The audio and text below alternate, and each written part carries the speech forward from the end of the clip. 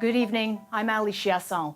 We begin tonight with an update on that quadruple shooting in Vaughan yesterday. Police have confirmed a second death. This victim, only 2 years old. Police have also arrested a man in connection to the crime. CBC's Vanessa Balantek has the latest. It made me feel so sad. The world today is so messed up. Locals learned a second victim has died in hospital a day after the mass shooting in a home on Casanova Drive Friday morning. Marcus Vu was just 2 years old. His 40-year-old mother, Tran Do, died on scene. Hong Win, a nearby resident, is devastated. I know the family. I know the mother of the two young boys. It's so terrible. I'm shocking. I don't know what happened. Today, police announced the arrest of a 41-year-old man from Toronto in connection with the shooting. Van Vit Yung has been charged with 2 counts of first-degree murder and 2 counts of attempted murder. Constable Lisa Muskaluk says the 2 others who were shot are in stable condition in hospital. She says the accused and the victims knew each other and the shooting was targeted. That is something that I hope does bring some ease to our community. It's been a very tragic and busy week in Vaughan. It comes after another fatal shooting in front of Vaughan Mills Mall earlier this week. Both have now resulted in arrests. Mayor Stephen Del Duca says while Vaughan remains a safe city, he shares resident concerns about the recent rise in gun crime. We have to get these guns, and particularly illegal guns, off our streets. We need these criminals to be behind bars, and every level of government has a responsibility to make sure that we're making this happen. York Regional Police are still working to determine the relationship between the accused and the victims. Police are asking anyone with information to come forward. Vanessa Balantek, CBC News, Toronto. To Scarborough now, where a restaurant fire overnight turned deadly. It happened at a Greek restaurant near Kennedy Road and Lawrence Avenue. Crews were called to the restaurant just before 2 a.m. When they entered the building to conduct a search and rescue, they found a man inside who was pronounced dead at the scene. At this point, police have not identified the victim. Fire investigators are working to determine the cause.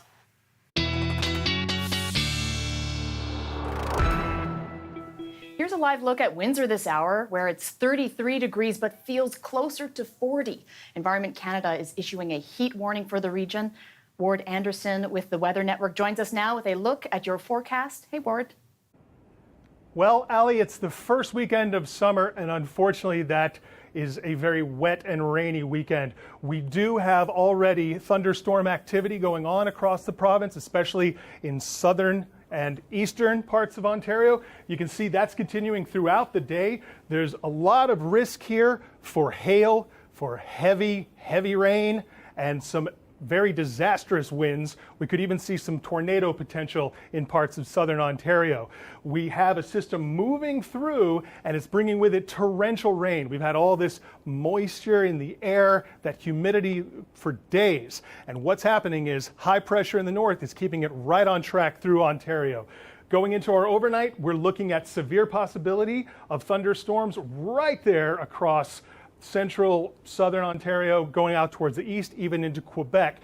And this is where we're talking about the potential for some damaging winds and even localized flooding. Something to be aware of if you're going anywhere over the next few days in Ontario. You want to take an umbrella with you. But we're going to keep an eye on that for you as we go into the rest of the weekend. But we're looking at a lot of rain as we get into Monday. I'll tell you more about it in the longer forecast coming up. Wildfires continue to burn out of control in Labrador. 2 of them are getting very close to the town of Churchill Falls, forcing hundreds of evacuees to seek refuge in Happy Valley Goose Bay while the firefight continues. CBC's Kayla Hounsell has the latest. We're just sort of hanging out until we can figure out what to do, where to go. The Powers are looking for information about what comes next. What about going? They are among hundreds forced to flee their homes in Churchill Falls Wednesday. Their employer, Newfoundland and Labrador Hydro, has set up here in Happy Valley Goose Bay to help them make long-term plans because there is no end in sight. This is absolutely amazing. Our employers are making sure that we all know what's coming forward. Churchill Falls is a true company town. It exists to power the massive hydroelectric plant that provides electricity to Newfoundland and Labrador and parts of Quebec.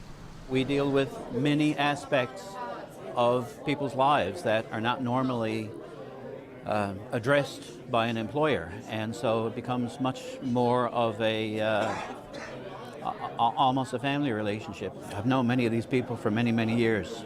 As for the fire, the most critical one is still burning within 7 kilometers of Churchill Falls, but it has not grown and it is still on the other side of the Churchill River, a natural barrier protecting the town. We have no estimate of when the residents are going to be able to get back. The forecast 4 or 5 days out is for sunny weather. In the meantime, the Powers are trying to enjoy the moment. Thank you for answering the call, because I know all of 2 people and you were the only one who replied. So they know they have it better than most. We take care of each other. So we take in random strangers. I've never met them before. That's what we do here in Labrador. Yes, she invited random strangers into her home in the middle of the night. There's some trust, right? Somebody who's going to be that vulnerable and take the risk of opening their home to let complete strangers in. You almost have to have the trust back, right? Go, go, go! Right in it, right in it! Trademark Newfoundland and Labrador hospitality, creating lifelong friendships at the most difficult of times. Kayla Hounsell, CBC News, Happy Valley Goose Bay. In other news, people continue to lament the loss of the Ontario Science Centre. Plans are in the works to relocate it to the new Ontario Place site by the waterfront. However, the sudden closure has caught many by surprise. The province says it's because of structural concerns. But as Brittany Billette reports, critics are challenging that. I was really heartbroken when I heard the news that the Science Centre would be closed. Neighbours of the Ontario Science Centre say they're witnessing the end of an era. The Syed family lives across the street and visited all the time. I feel bad for the generation because it is not just a one-day impact. It could have a generational impact, which is, shocking. I have no words. This tourist from France got here just one day too late. Yeah, exactly. I just came here and I learned that this place just closed down, so I'm pretty disappointed about it. The province says it took immediate action to close the facility due to safety concerns because the roof could collapse. An engineering report commissioned by the province says it could fall under heavy snow. On a snowless summer day, Don Valley MPP Adil Shamji finds this reasoning puzzling. What we're seeing here is entirely unprecedented. To in a single fell swoop, with no warning whatsoever, to all of a sudden come in and essentially condemn an institution that has been present for 60 years. Advocates who want to save the Science Centre agree. The holes for the fences were being dug on Thursday afternoon, and some of these fences are quite substantial, and it certainly doesn't seem like a 24-hour decision. We think this decision was made a lot earlier.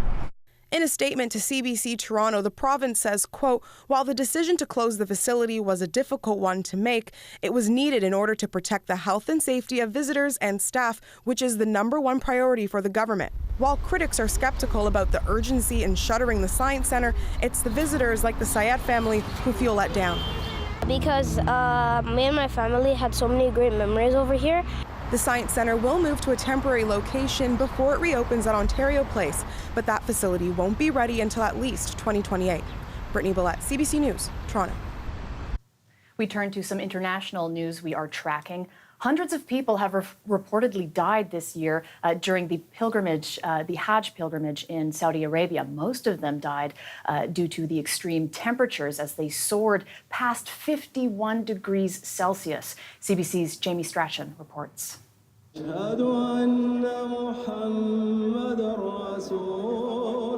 For Muslims, performing the Hajj pilgrimage is a spiritual journey, but a deadly mix of greed, overcrowding, and crippling heat has left close to 1,000 people dead, officials say. Yesterday, most of the people, they died on the roadside, and some were fainted due to the heat and heat stroke. Officials from nearly a dozen countries, including Egypt, Indonesia, and the U.S., confirmed deaths as temperatures soared to more than 51 degrees Celsius. It was a very hard day because of the extreme heat, says this woman. A lot of people died. The ambulances were overwhelmed. You would talk to someone and suddenly they would die. Hajj is the annual pilgrimage made by Muslims to the holy city of Mecca. All Muslims who are financially and physically able must complete the pilgrimage at least once in their lifetime. Saudi officials say about 1.8 million people made the pilgrimage this year. It's believed more than half were unregistered without proper visas, leaving them without access to cooling facilities such as air-conditioned tents and buses. They save the money not to build their house, not to go for their insurance, but to perform Hajj. So they don't care whether it is during the summertime or during the winter time. You know, if they get a chance, they go for it. Many say Saudi authorities are to blame, citing overcrowded and poorly managed tents that lacked cooling and sanitation. Saudi officials have not publicly confirmed any deaths and defended their handling of the situation. We monitor the weather, we monitor the health of all pilgrims 24/7 from the moment they reach the Kingdom of Saudi Arabia. For centuries, high temperatures have been part of the Hajj, but experts say global warming may mean things must change. While realizing that it will compromise on the centuries-old ritual, but still we need to save people. I mean, we are putting those pilgrims at the risk of death. Doing something many have waited their whole lives to do. Jamie Strachan, CBC News, Toronto. Israeli airstrikes today hit 2 districts in northern Gaza. Both were in the Gaza City area. Officials say at least 42 people were killed. Hamas is denouncing what it calls attacks targeting civilians. Israeli officials say they hit military infrastructure sites. Israeli tanks also pushed deeper into Rafah. Witnesses say the bombing displaced civilians from humanitarian zones. This comes a day after officials said an Israeli tank shell killed 25 people sheltering in a tent, also in a Rafah humanitarian zone. Israel denies their forces were responsible.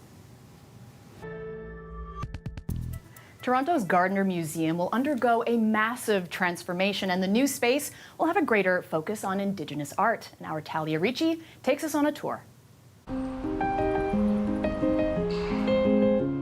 We're standing in the lobby of the Gardiner Museum, and we are planning a full transformation of the entire ground floor. So we're moving around all the elements and changing our emphasis. So approaching here between these columns that we're coming up against will be the Indigenous Ceramics Gallery, and it'll have this beautiful, again, kind of container space that holds it with cases and stories and kind of transformational experiences on the inside. And tell me about how Indigenous art will be more of a focus once this transformation is complete. The Gardiner has been a really important aspect of the Toronto sort of cultural landscape for 40 years. It's actually our 40th anniversary this year.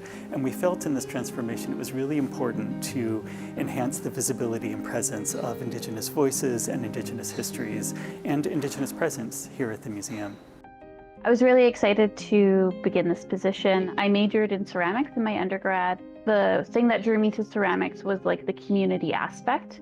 There's been an uptick in beadwork and craft-based customary production within Indigenous art.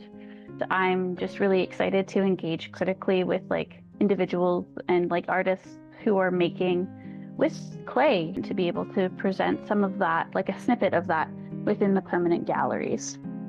The mandate of a lot of these institutions is to represent Canadian art, and you can't do that without representation of Indigenous art.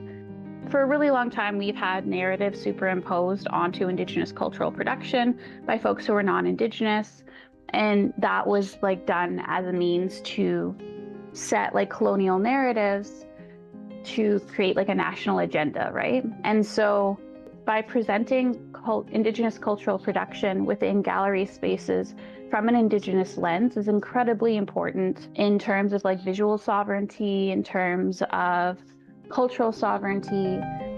So in just a couple of weeks, we'll be closing the museum for about 4 months. We'll be reopening the full museum with the exception of the ground floor in October. Then the full transformation will be prepared in fall of 2025.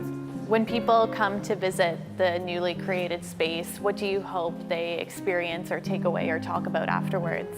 Well, I hope when they first come to the museum that they'll feel the warmth and the welcome and the kind of engagement that we support here with broad communities in the GTA. I think that visitors will be fascinated by the range and diversity of ceramics, and in particular by Indigenous and Canadian stories within ceramic history and present practice.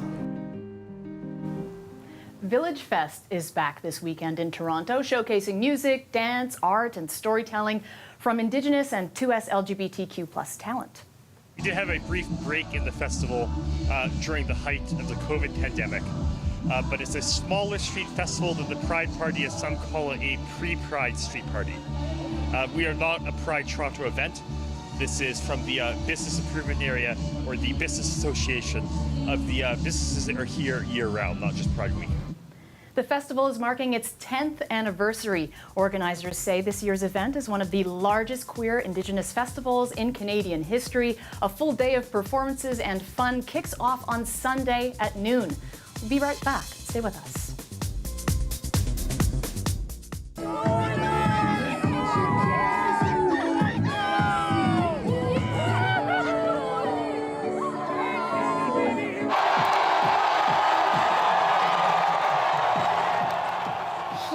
Excitement in Edmonton last night after the Oilers took the win over the Panthers in Game 6, pushing the Stanley Cup final to a Game 7 in Florida on Monday. It has been a nail-biter of a series. Just to think, a week ago, the Oilers were down 3-0 and in danger of being swept, but now they might just pull it off. The CBC's Nancy Carlson has more from Edmonton.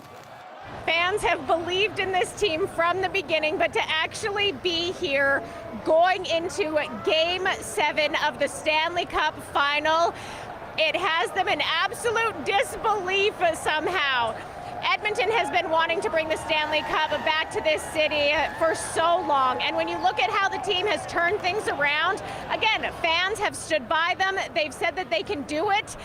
But when the Oilers took home Game 6, it was absolutely incredible in Ice District, and fans are ready for what's next. Oh, way to go, Oilers! I'm so proud of you! You can do it! I graduated today! I'm going to do it! So what was better, the graduation or the win? I think the win. I got 2 degrees. This beats it, I'm not gonna lie. This has been 18 years in the making. We have a jersey from 2006 when they were last in the Stanley Cup Finals. Look at this shit! We are there. We are taking this cup. We are taking this cup. I drove here from Blackfalds and I seen our Jets still running, ready to head back to Florida. Let's go!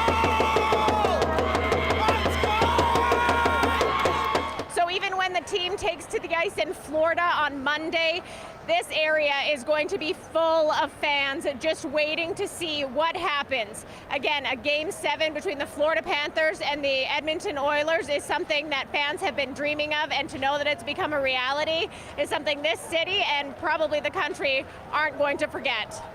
Nancy Carlson, CBC News, Edmonton.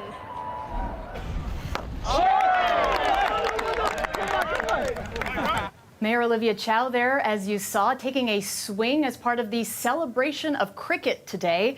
She was joined by other Toronto politicians and some esteemed cricket players, all in support of the Mayor's Trophy Cricket Tournament. Over the last 20 years, the event has raised funds for cricket programs at schools in Toronto and established the Ontario Schools Cricket Association.